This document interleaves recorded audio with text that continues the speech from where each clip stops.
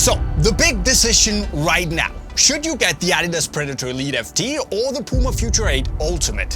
Which is a fair question, because there are pros and cons with both boots. But in today's video, I'm going to compare them to tell you how they differ in terms of the fit and feel and performance.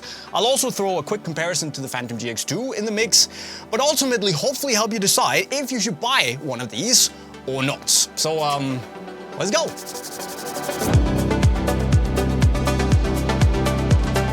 So the first thing I'm looking at when comparing football boots is the upper and also how they fit and feel. And the common denominator here is that both uppers, they are really soft and actually feel pretty good on foot when you slide them on. But then on the other hand, they are also quite different. So on the Future 8 here, you have this two-piece upper called Fusion Fit 3, which consists of this lycra piece on the inside that is wonderfully soft. It's almost like free-flowing around your foot, and it just follows the shape of it. And then ultimately they are covered and protected by this thin layer of mesh that is coated in silicone.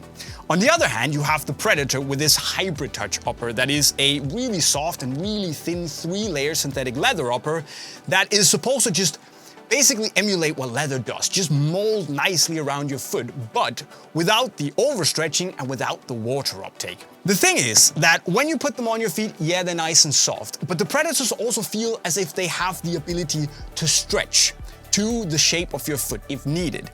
And while the Futures are soft and that lycra piece feels really accommodating, the outer layer means that it does feel a little bit different. Yes, the outer shell is really soft and pliable when you break it in, but again, as I said, in my experience, it doesn't stretch all that much. And that also means that the shape of the boot is kind of the shape that you get, especially compared to the Predator. Of course, there is a little bit of give and, stretch to it, but compared to the Hybrid Touch, it just doesn't feel as likely to adapt to the shape of your foot. However, I'm also pretty lucky that both of these boots fit my foot relatively well. Both of them are, I would say, on the snug, relatively tight-fitting side, especially compared to something like the Phantom GX2.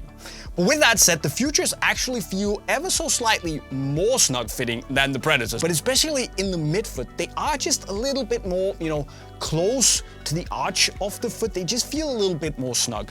And while the forefoot does feel of similar width, again, that extra stretch in the Predators is just evident. So for me, the Predator does feel more adaptive. You do get a slightly more enclosed sensation in the PUMA Future. Does that mean that they are claustrophobic around your foot? Definitely not. Break them in, and again, it's super soft and actually pretty comfortable, but it's just a different sensation. But what's also interesting here is the shape of the toe boxes, where on the Predator you have this really low, pointy toe box, and on the Future you have slightly more height and volume. Then what's best, Jay? Well, that completely depends on, of course, your personal preferences, but also just on the shape of your foot and the volume in general of your toes. Now on the Predator here, obviously you get this really snug, very close to the foot sensation that I personally really like just to be connected to the boot. Some people might find it claustrophobic and like too tight, but because of the general softness of the Hybrid Touch upper, to me, it doesn't feel unpleasant or doesn't feel claustrophobic. Now, of course, also that higher toe box in the Future 8, it's nice because you just have a little bit more room to wiggle your toes. But it also just emphasizes that extra length that I at least have in the Future 8, which makes it feel a little bit more, I would say, disconnected from the foot. Because not only do I have a little bit of extra space, like on the side of my toes, but because of the higher volume of the toe box, there's also now space on top of the toe. Of course, that's just my foot shape, and if it just completely matches the shape of your foot, perfect, you'll have a really nice ride. In terms of sizing, I've gone true to size in both. That's probably also the right choice for me. And in the Predator, the fit, it's perfect, it's spot on. Now, if you have a pretty wide or a really high volume foot, you can maybe go up half a size and still be okay when it comes to the length, because it is relatively low pointy. You'll be fine. However, in the Future 8, I do have a little bit of that extra dead space out here, which means that normally I try to go down half a size, but because of that snugness of the fit in general, that's gonna be too tight even for my slim, narrow foot. So just keep that in mind. And finally, I want to talk about the lockdown, because the thing is that in the Predator, the front half of the Predator, I actually get a relatively firm, decent, secure lockdown. So that's pretty good.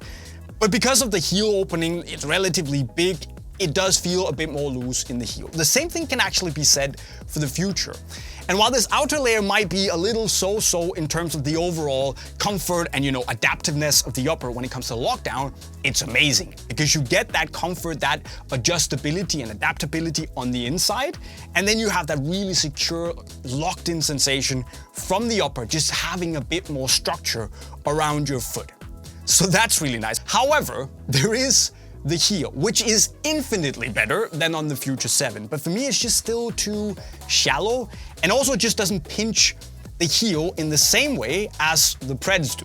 Overall, from a performance point of view, in terms of pure lockdown, surprisingly, I think I would actually go for the Future because it gives you, as I said, that feeling of, some sort of personal fit on the inside and then this very secure lockdown fit that makes you feel ready on the outside, and in that regard, it's better than the Predator to me.